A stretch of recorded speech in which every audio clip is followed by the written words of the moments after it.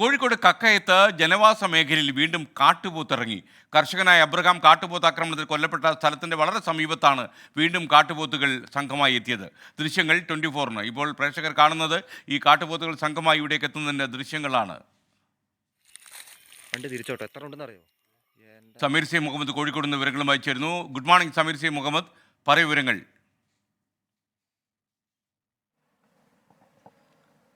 Good morning SKN. നേരിയ ഒരു ഇടവേളയ്ക്ക് ശേഷം ഈ ജനവാസ മേഖലയിലേക്ക് കാട്ടുപോത്ത് കൂട്ടം എത്തിയിരിക്കുന്നു. വലിയ ഒരു ഭീതിയിലേക്ക് ജനങ്ങൾ എത്തിയിരിക്കുന്നു എന്നുള്ളതാണ് ഏറ്റവും പ്രധാനപ്പെട്ട കാര്യം. ഈ മാസം 5-നാണ് കർഷകനായിട്ടുള്ള അബ്രഹാം അദ്ദേഹത്തിൻ്റെ തോട്ടത്തിൽ ജോലി ചെയ്യുന്നതിനിടയിൽ കാട്ടുപോത്ത് ആക്രമണത്തിൽ കൊല്ലപ്പെട്ടത്. അതിൻ്റെ പശ്ചാത്തലത്തിൽ വലിയ പ്രതിഷേധമുണ്ടായിരുന്നു. പോസ്റ്റ്മോർട്ടം നടപടികൾക്ക് ഉൾപ്പെടെ ആ കുടുംബം അനുമതി നൽകാത്ത ഒരു സാഹചര്യമുണ്ടായിരുന്നു. അതിന് പ്രധാനപ്പെട്ട കാരണം ഈ കാട്ടുപോത്തിനെ വെടിവെച്ച് കൊല്ലണമെന്നും അതുപോലെ തന്നെ വന്യജീവി ആക്രമണം തടയാൻ ശാശ്വതമായിട്ടുള്ള പരിഹാരം ഉണ്ടാകണം എന്നുള്ളതുമായിരുന്നു.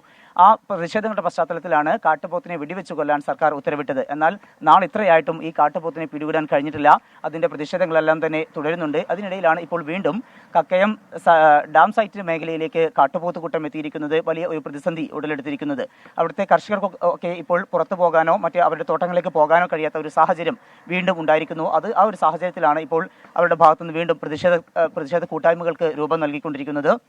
നേരത്തെ ഈ സംഭവങ്ങളുടെ പശ്ചാത്തലത്തിൽ സെന്റ് ജോർജ് പള്ളിയുടെ വികാരിയുടെ ഭാഗത്തുനിന്ന് ഉൾപ്പെടെ പ്രതിഷേധമായി എത്തുകയും അവിടെ ജനകീയ സമിതി രൂപീകരിക്കുകയും ചെയ്തിരുന്നു. കക്കയം ഫോറസ്റ്റ് സ്റ്റേഷന് മുമ്പിൽ വലിയ പ്രതിഷേധങ്ങളുണ്ടായിരുന്നു. എന്നാൽ ഈ നാളെ ഇത്രയായിട്ടും ആ കാട്ടുപോത്തിനെ വെടിവെക്കാനോ പിടികൂടാനുള്ള നടപടി ഉണ്ടാകുന്നില്ല.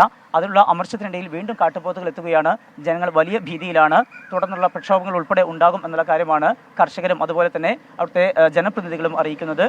വലിയ ഒരു ഭീതിയിലേക്ക് ജനങ്ങൾ എത്തുന്നു. വിദ്യാർത്ഥികൾക്ക് പുറത്തിറങ്ങാൻ മുഹമ്മദാണ് കോഴിക്കോട് വിവരങ്ങൾ നൽകിയത്. കാട്ടുപോത്തുകൾ സംഘമായിട്ട് ഇറങ്ങിയ ദൃശ്യങ്ങളാണ് പ്രേക്ഷകർ കണ്ടത്.